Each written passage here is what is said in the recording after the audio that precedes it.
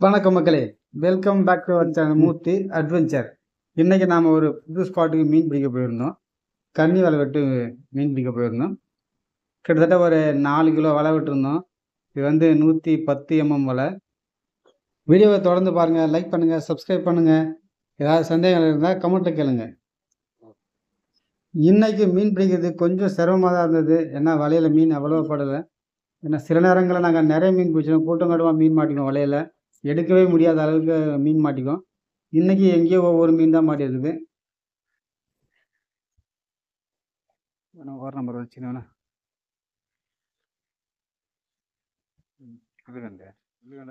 இது வந்து புல்லுகண்டை.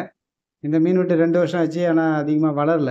சில ஊர் ஏரிகளில் தீனி அதிகமாக, அதாவது மீன்களுக்கு தேவையான உணவு ரொம்ப கம்மியாக இருந்ததுன்னா மீன் இந்த மாதிரி வளர்ச்சி ரொம்ப கம்மியாயிடும்.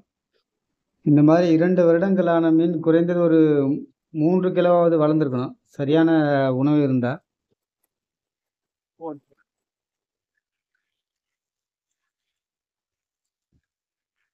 அதெல்லாம் நல்லா இருக்காது. அதெல்லாம் நல்லா இருக்காது. இதுவும் புல்லுகண்டை தான். இந்த வலையில் அதிகமாக புல்லுகண்டை தான் மாட்டியிருந்தது.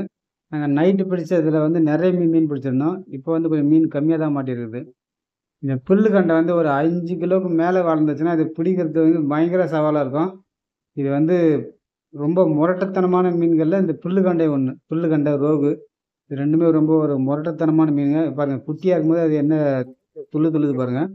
இது ஒரு 5 கிலோவை தாண்டிடுச்சுன்னா நீங்கள் பயங்கர சவாலாக இருக்கும். விசிறி வலையாக இருந்தாலும் இந்த கண்ணி வரலாம் கிழிச்சிட்டு போயிட்டே இருக்கும். சாதாரணமாக எடுக்கவே முடியாது. நீங்கள் தூக்கும்போதே வலையை கிழிச்சிட்டு போயிட்டே இருக்கும். அவ்வளோ ஒரு முரட்டுத்தனமான மீன் இது. ஆனால் மீன் சாப்பிட்றதுக்கு ரொம்ப டேஸ்ட்டாக இருக்கும். ஒரு 2 கிலோ 3 கிலோக்கு மேலே இருந்தால் தான் நான் சாப்பிட நல்லாயிருக்கும். ஏன்னா முள் நிறைய இருக்கும் அந்த மீனில், சின்னதாக இருக்கும்போது. இந்த சைஸு 1 கிலோ சைஸில் கூட ஓரளவுக்கு கொஞ்சம் முள் அதிகமாக தான் இருக்கும். நீங்கள் புல்லுகண்டை வாங்குறீங்கன்னா ஒரு 2 கிலோ, ஒரு 3 கிலோக்கு மேலே உள்ள மீனாக வாங்குங்க.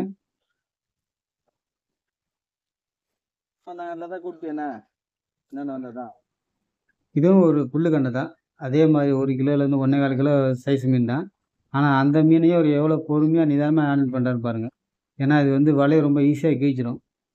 அதனால் இது ஏன்னா மீன் ரொம்ப கம்மியாக தான் மாட்டிருக்குது. அதனால் கொஞ்சம் நிதானமாக ஹேண்டில் பண்ண வேண்டிய நேரம் இது.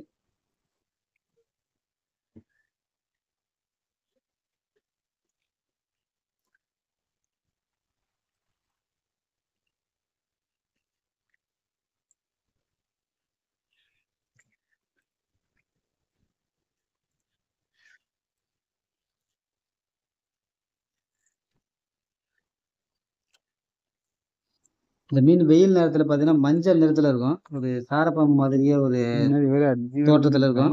அதெல்லாம் இந்த மீன் மாட்டிச்சுன்னா வந்துட்டு சாரப்பாம்பு அப்படின்னு தான் சொல்லுவோம் இதை.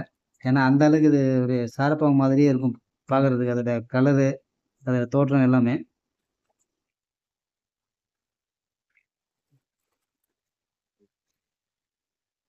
இன்னைக்கு மீன் ரொம்ப கம்மி தான். இது வந்து இந்த வலையில் பிடிச்ச மீன் ஒரு 30 கிலோ இருக்கும். நைட்டு நாங்கள் ஒரு 300 கிலோ மீன் மேலே பிடிச்சிருந்தோம்.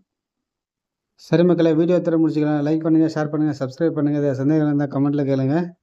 அடுத்த வீடியோ சந்திக்கலாம்.